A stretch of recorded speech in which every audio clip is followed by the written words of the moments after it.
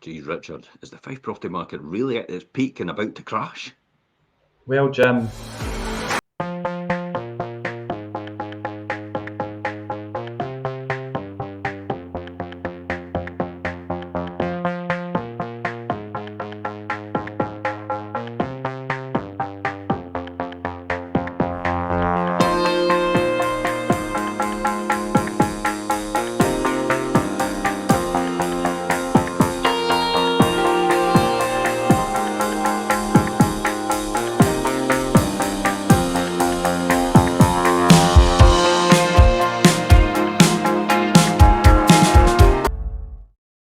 That was an excellent answer, by the way. Well done. I mean, if everybody else got that out there, that was an excellent answer to that question. Thank you very much for that. Sorry, nobody else got it. That was obviously yeah. But I mean, that is the question. I mean, that'll be a question that's on everybody's mind, and we're going to cover it today. So the first thing about is the Fife housing market, an in-depth analysis of where Fife people are actually moving. This is quite important for everybody out there, and the reason it's important is because the consensus among economists and the wider public is clear. The remarkable ascent of Fife property prices over the previous 12 years that is, has reached its peak and is now starting to drift downwards.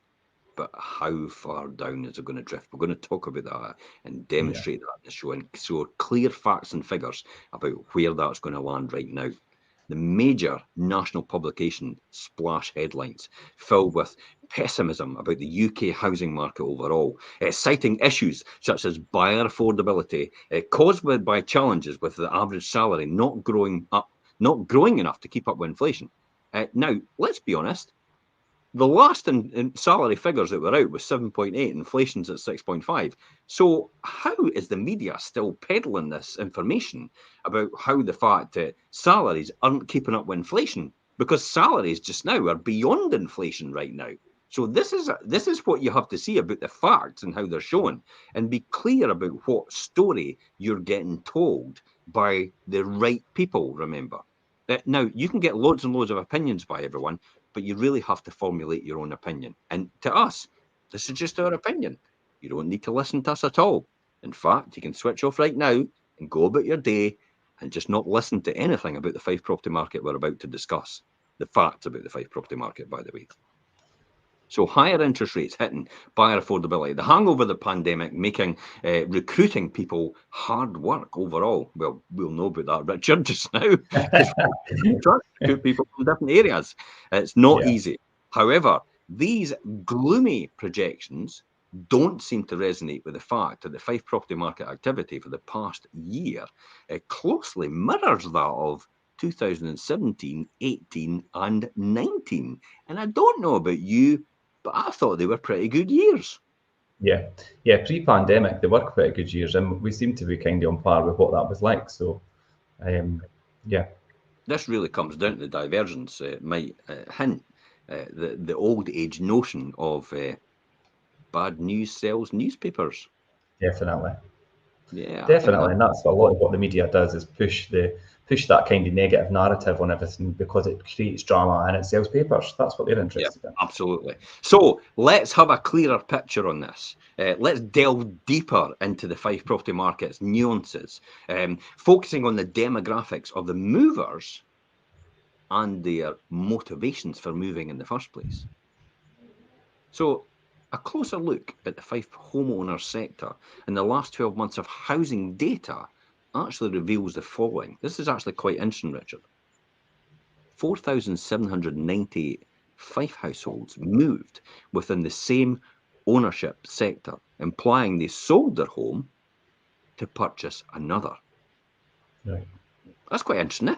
Because it's about 6,500. So that means there's obviously people not buying another, because we've got 4,798 going on selling in Fife and buying in Fife. And buying another one, yeah. What's happening to the rest of them? You've got to ask yourself that question. I'm glad you asked that, Richard. What's happening to the rest of them? Thank you. Well, for your information, 1,135 households ended and exited home ownership completely. So they moved in with family or moved to a care home or, unfortunately, sadly passed away, executor state. Yeah. 1,210 Fife actually shifted from owning to private renting. That's quite an interesting one, isn't it? Yeah, that is an interesting start. Yeah. What do you think would drive that then? Who would go from owning to private renting? What do you think drives that? Well, I think there's a number of things that could drive that, but as we've spoke about before, obviously rising costs and things have pushed a lot of people to decide to rent rather than own, and they have a lot less responsibility. It's a lot less. It's more cost effective for them as well. So that's one thing we've seen a lot of. That's what people don't realise. It's a realisation that actually the mortgage is now higher than the actual rent, and the mortgage is the least you'll ever pay. Remember, where the rent is the most you'll ever pay, because the rent Yeah, is the most you'll ever pay because you don't pay for repairs and improvements, but the landlord has to. Where the mortgage is the least you ever pay because you've got to pay for the repairs and improvements on your property. So bear that you've in also mind got when you do that. you've also got a lot of other things to take into consideration when you're a homeowner, like insurances, and there's a lot more involved. Whereas, like you Good say, idea. the most you'll Yeah. ever pay is your rent. Yeah, I never thought like that either. So there's a lot more encumbrant costs on home ownership than there is on private rent. And the fact is, as well, if you don't have any furniture and they've got all the furniture for you, you're effectively getting all the furniture for nothing, and you're not Yeah. outlaying thousands on furnishing your house, or even decorating in the first instance as well, which is what a lot of people do. And then as well, you've got the entry and exit costs of buying and selling, which you're avoiding. So I could understand now how 1,210 actually shift in Fife from owning to private renting, as well as strategic avenues as well. You're maybe waiting on your dream home coming up, or you're maybe finding and waiting for that to appear, but it's not here right now. So sell, rent, then buy. Yeah, like I say, there's a few different reasons. Sometimes we have people that move into rented accommodation, well, they build their own home, or things like that. So there's a few different, but mainly it's the affordability thing at the moment. So a small fraction actually went into home ownership to social housing, which was 106 out of that. So that's social housing, council housing, or housing association. 2,552 Fife households shifted from private renting to home ownership. Wait a minute. Look at that. 2,552 shifted from private renting to home ownership, but only 1,210 Fife households shifted from owning to private renting. That means there's a surplus of home ownership, and there's less people private renting out of these figures in the year. Yeah. Should we be getting the flags out? For home ownership? Well, that's ultimately what the government wants. They want everybody to own their own home. They don't really want people to privately rent. I think that's what they're pushing. Yeah. that actually then knocks on the head about the argument that they're saying out there right now that there's a huge amount of people chasing so few properties in the private rented sector, when in actual fact there's less people chasing properties than there is actually people exiting. So there's more people exiting the private renting sector in terms of tenants as to people coming in. That are entering, yeah. Yeah. Finally, the one for me is 2,591 new Fife homeowners emerged, transitioning from residing with their family and friends to buying their first property without even experiencing the private rented sector. So 2,591 people actually bought their Fife home for the first time ever. Now that's good news as well, home ownership, because that's a lifeblood, isn't it? How does that look in it? Can we look at a graph for that, Richard? Yeah, I've got that written down here. So I think that might make it a wee bit more. Could you see that clear enough, Jim? Yeah, I think I can. You can zoom in a bit if you want. Get go a bit if you can go a bit bigger on that screen and zoom in. I don't think I can, to be fair. Okay, that's fine. Right. So there you go. There, the 2,000 in the top left-hand corner. If everybody's watching this, 2,591 new Fife homeowners, which is good news. 4,798 actually moved from an existing home to a new home. So there was no net change in the Fife housing market with that, because that's just like for like. So 2,591 came into the market. Then what happened is another 2,552 actually came from rented to homeowner occupiers. So there's another 4,000, there's another 5,000 coming to the market, people looking for homes. 1,210 went from owner occupiers to rented. So there's 1,000 came out. So we're down to 4,000 plus. And 1,130 households ended, care home and all the rest of it. So we're down to 3,000. So there's a net increase in Fife home ownership by 3,000. Yeah, that would be right, yeah. Pretty good news. That's got to be pretty good news overall. And yet, despite the relentless doom and gloom portrayed in the media about the property market, it's heartening to witness a robust influx of first-time buyers securing their own homes. But remarkably, 2,591 of these newcomers have moved from family and friends into home ownership, showcasing the enduring spirit of people wanting to buy their home. Additionally, 2,552 households have transitioned from the private rented sector, demonstrating a genuine aspiration among tenants to achieve home ownership. Yeah. This trend underscores the resilience, as far as I'm concerned, and adaptability of aspiring homeowners amidst the challenging times. Yeah. So, Richard, I'm going to ask you a question here. What does this data then spell out for Fife's buy-to-let landlords? Well, I think on the surface of it, with, as you say, 2,552 households moving from the private rentals to home ownership, and then the 1,210 moving in the other way, there seems to be a slight contraction in the private rented sector. Yet, what it doesn't mention is the number of new rental households. Now, I don't have the figures for Fife statistics as yet, but we can look at the national statistics for that. So whilst the number of British landlords, according to capital gains tax receipts and things, selling up, that's increased by 45% in the last year compared to pre-pandemic levels. So the number of landlords buying buy-to-let is only 19% down. So there is a new rental. There are new rental properties being created, whilst at lower than previous years, it is still growing nationally by around about 177,000 households a year.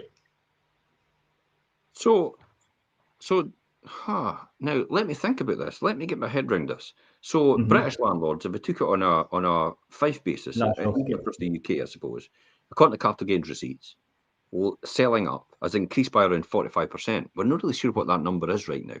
Okay. But it's increased by 45%. That's quite a lot. Yeah. In the last year compared to pre-pandemic levels. The number of landlords buy-to-let is buying buy-to-let is only 19% down. So there's less landlords buying buy-to-let. There's more landlords selling up. Therefore, there's a restriction in stock. Therefore, if the tenants are still going down, that's still equating to almost a rental boom because of the restriction in stock. Yes. Now, that's something Fife landlords maybe have got an opportunity to take advantage of, really. So what's your thoughts on that then? Yes, so there is opportunity there for Fife landlords, and it's a golden opportunity for Fife property investors. And that lies in the 1,130 properties that went up for sale in the last year due to, like we said, obviously owners passing on or whatever, and that those properties become available. But often these homes are maintained over several decades by older owners. They feature high capital improvements like double glazing and central heating and things.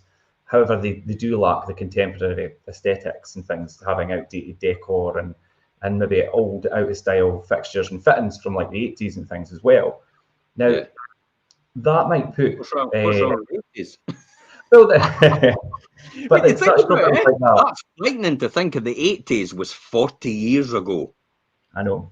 Well, it will be because, well, obviously I was 86 and I'll be. I know, that's weird, eh? And yeah, I think the 80s, like, that was just yesterday, surely. I know. And I'll stop calling you Shirley. An old airplane, Leslie Nielsen or whatever his name jumped into my head, so I'll stop calling you Shirley. But these types of properties with that kind of aesthetics, with the 1980s decor, and have had owners in it for all that time, they do come at a lower price, because obviously many buyers will overlook them and their potential due to their dated appearance, and that's when smart investors come into play. Let me walk you through this scenario then. This is a classic example of there is an opportunity there, and I absolutely agree with you 100% on what you've done in your data and your figures. And that opportunity lies in the fact that it is now getting less affordable for somebody starting off for the first time as a first-time buyer to be able to buy a house and renovate it, unless they're prepared to live in a building site for quite a few years after buying it. So there's the downside of the buyer's market, and the fact that they can't afford to do that. And with the advent of what we call the cost of living crisis, I still don't buy into the fact that it costs you to live, but that's another story. Let's just name it as it is, everybody knows what that is. So this cost of living crisis suggests that people that do have a surplus of cash are actually holding on to it just in case hard times are coming, and they're concerned about that. So that's probably the two things it will drive that market, where there's an opportunity for landlords to then buy the more rundown houses to add that significant value. Because if they're rundown, they're more likely, it is going to be the old kitchens, it is going to be the old bathrooms, it is going to be the old heating system, it is going to be the old carpets and decorations, stuff like that. Because face facts, when you get to that kind of age, you can't be bothered. Like my dad says, well, I've only got a couple of years, what does it matter? That sort of thing. Why would I bother? Why would I bother spending that money? My dad says, I'll never get my money's worth out of staying a stair lift. It's like, look at Jim down the road. He only lasted 18 months and he paid £5,000 for that. That's what his words were. So I suppose with that in mind, that's why most people I just want to use my money for what I'm doing. I'm quite comfortable with the surroundings I'm in, and I could live with that kitchen, I could live with that bathroom, and that's why these properties are like that, I suppose. So you're absolutely right. I mean, such that will come at lower prices because many buyers are overlooking the potential due to the dated appearances. But really, to hit the nail on your head and coin a phrase that you just said, a smart investment in renovations could lead to a handsome profit on resale. And we see that interestingly enough, though, maybe not resale, but refinance. Yes. That's where the key we is. Properties at that price, at lower price points and that condition, investors are all over it because they know they could see the value in that and the refinancing opportunities for them to continue to build their investment portfolio and lock money in, potentially on minimal or no money down deals. By the way they've done that. Now let me just have poetic license to go off on this and go off on a wee bit of tangent and come back round to where we are right now. So what I mean by that is you'll maybe pick a property up for example, for 90,000. Now in mint condition, that property is maybe worth about 150,000. But you're going to do most of the renovations yourself, and you're going to source good suppliers as well to get good materials. So you're maybe going to spend about 25 to 30,000 to do that at a push. Remember, that's a lot. That's a full refurb. That's kitchen, bathroom, heating, wiring, light sockets, all the fittings changed. That's new floor coverings and decoration all the way throughout for that type of money. Possibly even a wee bit of work on the roof as well. So that's where we are. And maybe a wee bit of work in the garden. You'll get away with that if you do it yourself. So you're putting in 30,000 to that. So 90, 30, 120, 150 valuation. If you take 150 valuation and multiply that by 0.75, effectively you're going to get 112 out of that property in terms of financing or a mortgage at 75% loan to value. And leaving the 25% in. So if you've got 130 in and you're minus 112, you're only leaving 18 grand in. So you're leaving 18,000 in that deal for a £150,000 house. Now, we're not going to go into the details of the rent here, but the key here is, though, if you can finance that debt and look after that property and have a tenant in there for the next 10 to 15 years, apart from any rent you're going to make, any additional profit or rent you could make, let's look at the capital value of that. Because potentially in the next 15 to 20 years, I think 15 to 20, you know what I'm going to say here, Richard? The property price will double. Yeah, of course. Effectively, over the next 15 to 20 years, doubling that property price. Now, just say 15 for the easy sake. That means you're making an extra £10,000 a year just for servicing that debt. Yeah. Now, that's with £18,000 that you've just used. So every single year with 18,000 you've got invested in this property, with a wee bit of time and effort, you're going to make £10,000 return. That sounds like a good deal, eh? Yeah, and that's not even taking your monthly cash flow and things into consideration. That's a 55% return every single year. That's good. That's all right. Is that what you get in the bank now? No. You get about 0.5. You get about 0.5 of that. Yeah. And that's the key here. That's why a lot of people look for property investment. It's not necessarily to, I mean, the rent, fine. The rent should just be looked at a point of view that if you want a rental income, don't get finance. You know, if you're wanting a rental income and you're wanting a return on your investment and you're wanting cash flow every single month, probably don't get the finance at this point in time, because that's not the way to go. If you want to increase the value, the overall capital value, and lock in gains over the next 5, 10, 15, 20 years, I would say 15 to 20 years. If you want to lock in capital gains over the next 15 to 20 years, which are tax-free, by the way, and I'll explain to you how they can be tax-free. There'll be a deferred taxation, by the way, but at that point in time, they're tax-free when I explain this. You lock in that increase up to 300,000. So you've got 150 on top of the 150 you've got valued at. So you're sitting at 300,000 in 20 years. So you've got 150 you've increased in value. So what do you do with that? Well, the rent's probably gone up as well. So then you could refinance again, and you can take 75% loan to value and take that back out, 225.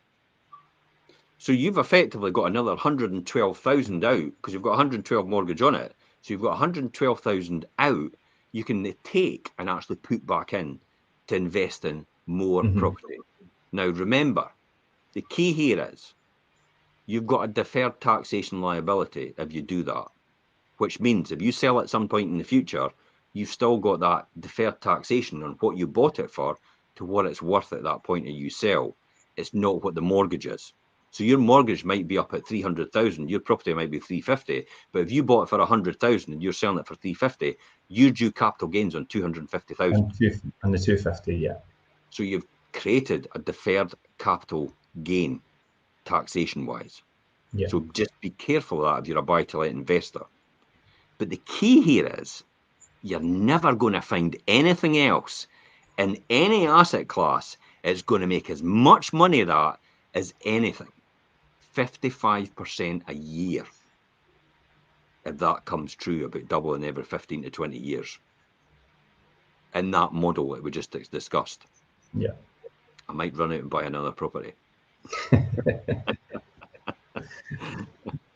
Perfectly achievable if the numbers work, isn't it? I think it is important that people remember, or people become wise to, that aren't, if they're going to be doing property investment, is the deferred capital gains. A lot of people just overlook it or don't think about it. I'm never going to sell. It's going to be passed on to my family. But wait a minute.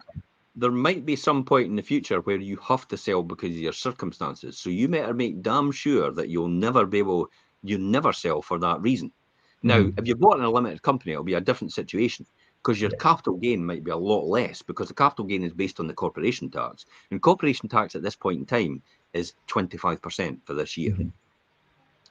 So that's where you are right now with that, in terms of 25%. Whereas if you've got it in your own name, then the capital gains will be up to 28% at that time.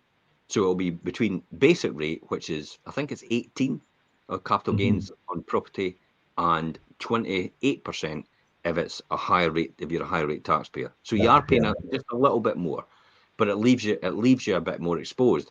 And generational passing it on, it's more difficult to pass on something in your own name than it is in a limited company, because limited company is an entity in its own right, and you can pass on the share ownership, which actually keeps everything else intact. Now, if anybody needs more information on that, because now I've spoken about that, then please feel free to reach out to Richard, and then we can clarify a couple of bits. but it has to be based on your personal circumstances. And if you need financial advice, we will point in the right direction of a qualified financial advisor. Because remember, this is my opinion based on my own experience and nothing else. It is not an everybody's individual circumstances all have different circumstances associated with what they're dealing with at the time. So it won't be the same as maybe that scenario. There might be slight differences. But it's still imperative to put things into perspective, regardless of global events.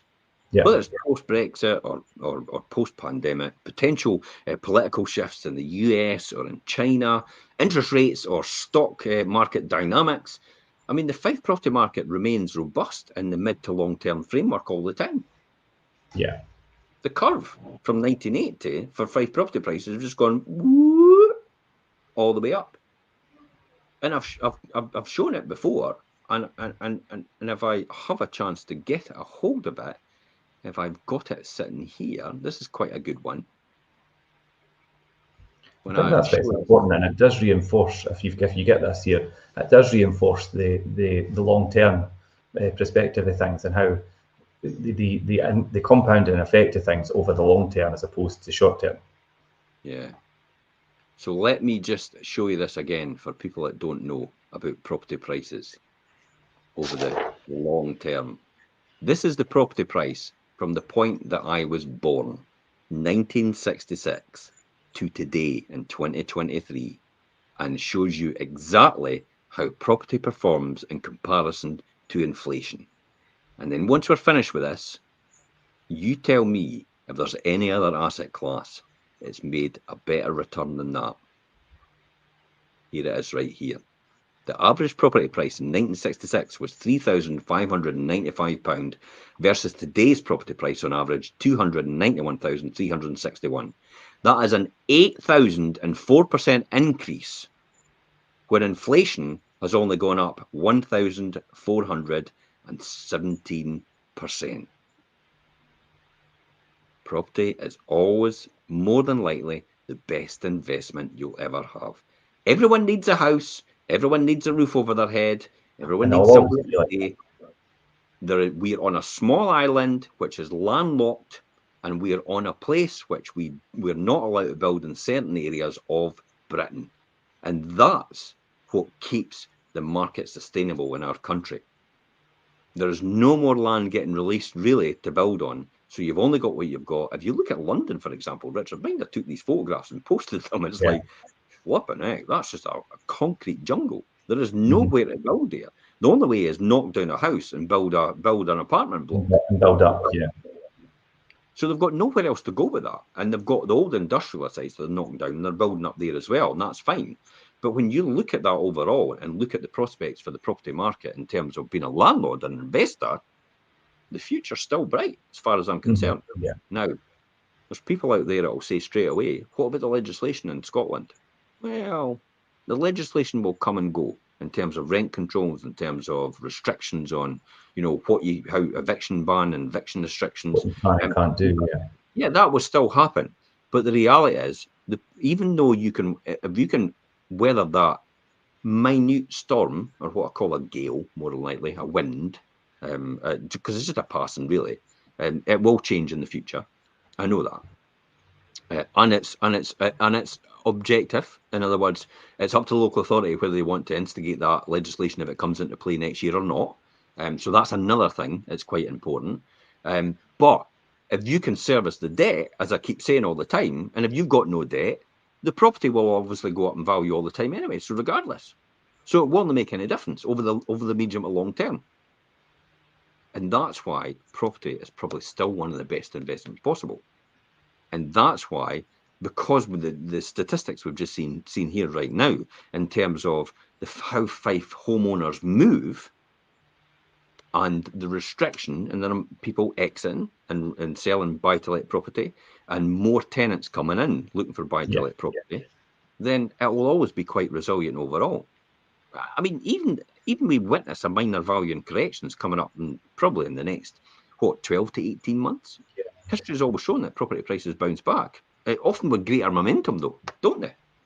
Yeah, definitely, and that really underscores the timeless advice that those who are venturing into the property market, and whether that be first-time buyers or landlords or homeowners, property is not a marathon. It is long-term.